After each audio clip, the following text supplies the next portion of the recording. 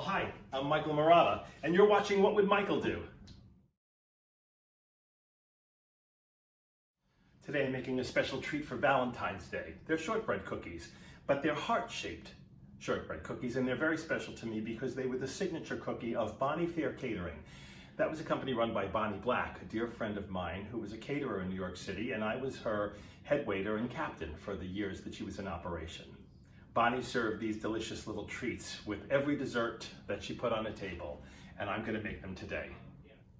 The ingredients are pretty simple, and this is what you're going to need besides 2 bowls and a hand mixer, and eventually a rolling pin. The ingredients are 2 sticks of unsalted butter, room temperature, half a cup of sugar, plain white sugar, 1/4 teaspoon of salt, and a teaspoon of pure vanilla essence or extract. We're going to sift together 2 cups of flour, 1/4 cup of cornstarch, and we're going to sift them because you want the flour to be as fine as possible. When Bonnie Black became an expat and moved to Mexico, she left me a few things. The rolling pin is hers. The red bee definitely signatures that.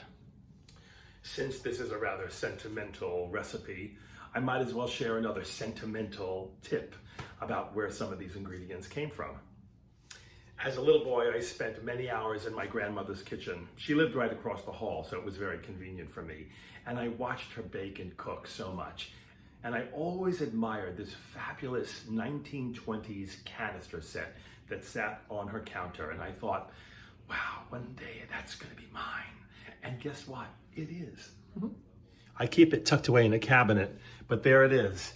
You can tell from the deco writing how old it is. My mother's parents were married in 1925, and that was one of her shower gifts. So that would make it almost 100 years old. Still working today. Yes, Grandma, you're with me. Let's get to cooking. I will skip the sentimentality after I share these 2 things. First, we're going to cream the sugar and the butter. This sugar is in a 1 cup measuring cup that was given to my mother in her bridal shower in 1947. And I got this little gift as an apartment warming in 1987 from my sister-in-law, and believe it or not, over 30 years later, it's still working. Every time I plug it in, I wonder, is this going to be the day that it stops working? But no, it's not. We're going to whip that together with 1/8 teaspoon of salt and 1 teaspoon of good vanilla extract. We're going to whip this until it's pale and fluffy. About 3 minutes will do it.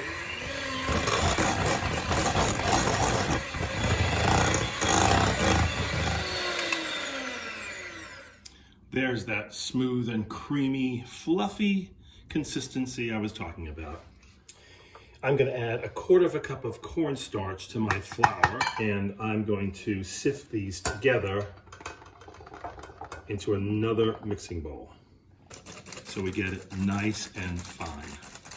I'm going to combine the sifted flour into the butter mixture and fold it in rather gently until it is just incorporated. We don't want to overmix this.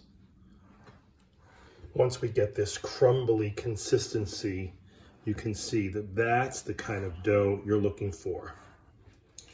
We're going to take the dough and place it into some plastic wrap, and we're going to form a ball out of it.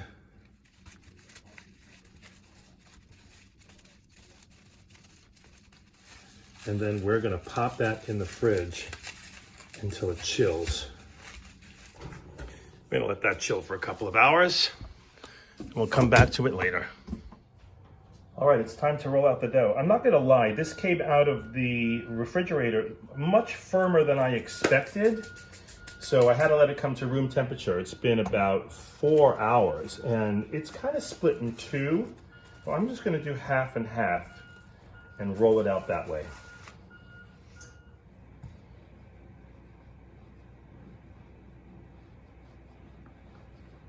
I'm finding that it's gonna be a good idea to put a little flour on my rolling pin because it's a very sticky dough, which I guess is all that butter.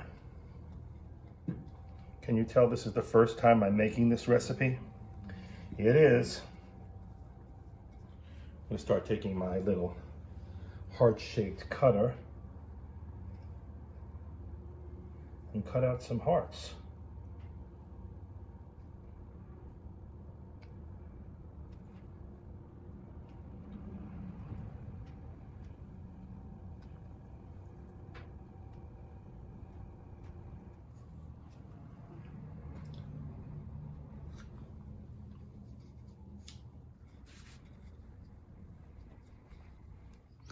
Well, there we are. There are my pre-cooked shortbread hearts. Let's hope for the best. They're going into a preheated oven at 325 for about 25 to 30 minutes until they're just turning golden. If these cookies taste as good as they smell, then we will have had one very successful maiden voyage.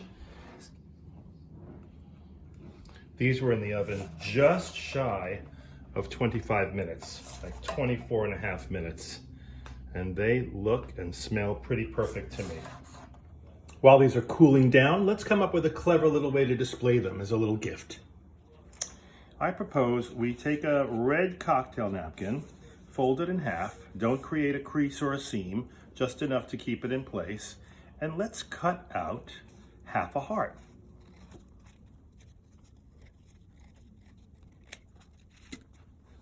There we go. And then I can place a cookie right in the center of that. I can also open these up and put a couple cookies on 4 hearts. How's that? Works for me. And that's what Michael would do. Happy Valentine's Day. Subscribe if you like by hitting that little button and clicking on that little bell so you get a notification when there's a new What Would Michael Do every week. And share the video or share the love. Happy Valentine's Day. Thanks for watching.